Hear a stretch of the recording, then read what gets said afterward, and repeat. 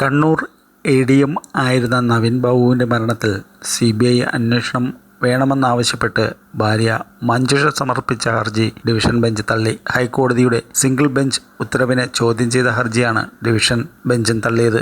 Police അന്വേഷണം ശരിയായ രീതിയിൽ നടക്കുന്നുണ്ടെന്ന സംസ്ഥാന സർക്കാർ വാദം അംഗീകരിക്കുകയായിരുന്നു ഹൈക്കോടതി. ഹർജി തള്ളിയതിൽ ഏറെ നിരാശയും ദുഃഖവുമുണ്ടെന്നും നിയമപോരാട്ടം നടത്തുമെന്നും നവീൻ ബാബുവിൻ്റെ ഭാര്യ മഞ്ജുഷ പ്രതികരിച്ചു. പ്രത്യേക അന്വേഷണ സംഘം കാര്യമായി ഒരന്വേഷണവും ഇപ്പോൾ നടത്തുന്നില്ല. അന്വേഷണം വഴിമുട്ടി നിൽക്കുകയാണ്.